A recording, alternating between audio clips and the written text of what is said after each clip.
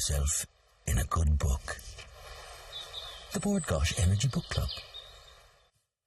Now in January, our next guest was named the inaugural laureate for Irish fiction, a position that Taoiseach Enda Kenny described as the highest honour that the Irish state can bestow on a writer. We're joined this morning by internationally acclaimed author Anne Enright to tell us about The Green Road, her latest novel set on Ireland's Atlantic coast, which focuses on the fractious relationships of families. Good morning to you, Anne. Good morning. Fresh from battling the M50 traffic. Indeed. Lots of viewers will identify with that. How are you? I'm grand. Crash at the Ballymount Junction, was pulled over just in time. So here I am. Well, good morning to you. Good morning to you. Hopefully things will improve from here. The first laureate of Irish fiction, will you explain that to us? This is an Arts Council initiative. It is. It's something between a job and an honour. It's not a job you can apply for, clearly. It's given to you. They choose you? They choose you. Unanimously chose you. They were kind enough to choose me, and I have to do some teaching in UCD and in New York at NYU, and some lecturing and some events. Right. And in general, I think I just have to keep smiling. That's what I have to do. This is a 3-year-long post, is that right? It is, yeah. And then there'll be another one, and another one. And what it is just you just represent something for that brief amount of time before it passes on. We were just talking before we tell you that in a former life you were a television producer, a very successful one, and I asked you, did you miss it? And you said, like, hold that. She said, but it was a bit more social than my current occupation, and writing is, by definition, a very solitary. It is. So does this laureate gig actually, does that, I mean, you're going to have to go and teach, you're going to go and have to lecture. Are you looking forward to that? It gets me out of the house, yeah. No, it does, but I quite like not being out of the house. I mean, the thing is, there's great company in a book, and I love having a book on the go, you know. I'm a bit bereft now because I've got this one, you know, you sort of say bye-bye to your book as it goes out the door, and I haven't started a new one yet, so I'm in between. So it's a good time to laureate about the place. Mm-hmm. And there are students all over the world who are lucky enough to hear lectures from you, particularly aspiring writers.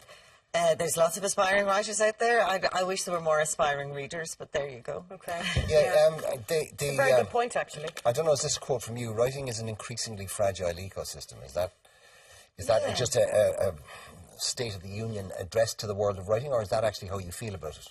I do feel that it's all connected, and when I say that it's an ecosystem, I mean that I also meant that the internet is like global warming, and that the internet is taking the money out of books, and the smaller birds are falling out of the trees, basically. So what we need to do is to see that it needs tending, you know, and that it needs support. I mean, you don't want it to turn into a museum activity, you know, in 100 years' time, that we'll have, you know, writers in little pods, being whatever it is that writers are. You need to keep the business going. And I also say it's an ecosystem because if one writer does well, it's good for business, you know. Well, if it's dragging people into a bookshop.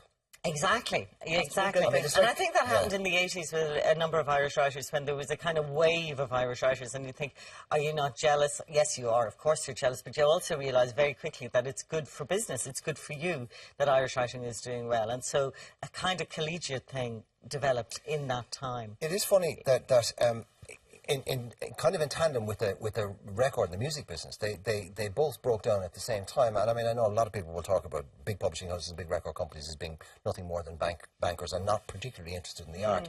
But one big hit record or one big blockbusting novel can effectively produce, subsidise and patronise, and I mean that in the patronage sense, a raft of young, new talent.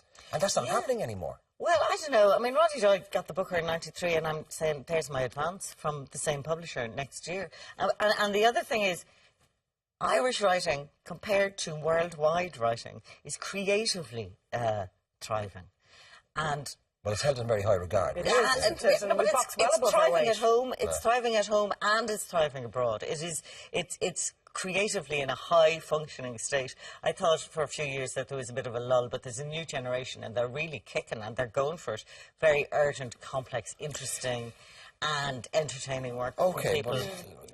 Let's divert now from the new generation and talk about the current generation, because the current generation's got a new book out called The Green Road, and this is, I find this fascinating because there's a lot of people like me, and particularly of my age and generation, will have experienced this, because it's about the family home and about how one parent decides, okay, the other one is gone, this is too big or too much for me, I'm going to sell up and I'm going to divide. And having been in that situation with my family when my father died, my mother decided, this place is too big for me, I can't manage it. And we all said, absolutely, Mum, you should get something smaller and handier. And then, of course, no sooner had she done that, and we all privately were going, yeah, well, but it's the family home, where's the centre, where's the heart, where's the soul going to be?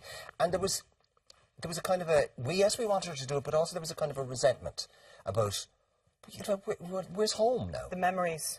And selling your childhood. Yeah, and that your legacy somehow is being kind of, I don't know, tarnished or gone. It's a very complicated process, isn't it? It is a complicated, I mean, there is a kind of, housing aspect to all of this. Rosaline, who's the mother in the book, she's a bit of a business, and she decides that her ungrateful children have all left her and she's going to sell the house, and that'll sort of show them, basically.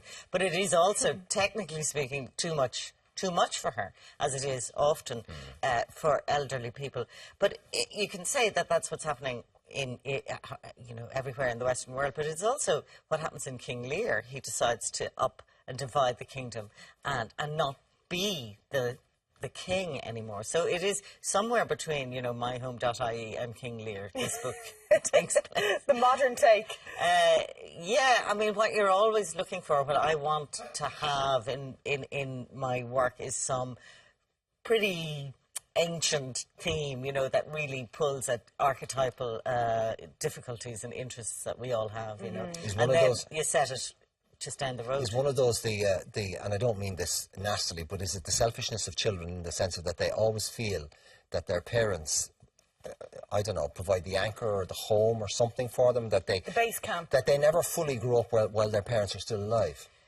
Selfishness is a very old-fashioned word now, and actually selfishness, egotism, self-interest, self-absorption, these are all part of my interest in these characters. It's the question is, why is it when you're most interested in yourself, you're least happy? Are you unhappy because you're self-absorbed? Or are you self-absorbed because you're unhappy? So this is one of the questions I was interested in. Because you don't like what you see in the mirror? Well, Rosaline, who is the matriarch, is quite a fragile, quite a vulnerable, quite self-absorbed. You expect mammies to be lovely, but not all mammies are. I mean, just giving birth doesn't, you don't leave your stupidity behind you in the labour ward. It doesn't turn you into a brilliant human being suddenly. Yeah. So Rosaline is a distinctive type of mother, and she has a distinctive type of child. The book is about the interest and difficulty in making connections, in loving people, in, as it were, not being self-absorbed. And it's also about when you grow up, you have this really grown-up life. And when you go back to the family home, you're bringing your inner child back, as I say, to meet your outer mother. And it's kind of... it's really strange. It's a really strange, multiple perspective that you have. That's a universal thing, though. That's something that's going to resonate with an awful lot of people. Absolutely. It's called The Green Road. Can we wish you well with your laureateship? Thank you very much. Enjoy it. Thank you. I think you are. Yeah. So far, so now, our May Book Club choice is Carrie Roosevelt and Naomi Linehan's Nowhere's Child. It's the inspiring story of how one woman survived Hitler's breeding camps and found an Irish home. So if you'd like to be in with the chance of winning a book club goodie bag and a Versus tablet, then send us your reviews by Friday, May 22nd. You can email them to irelandm@tv3.ie or post them to Board Gosh Energy Book Club TV3 Westgate Business Park, Ballymount, Dublin 24. Lose yourself in a good book. The Board Gosh Energy Book Club.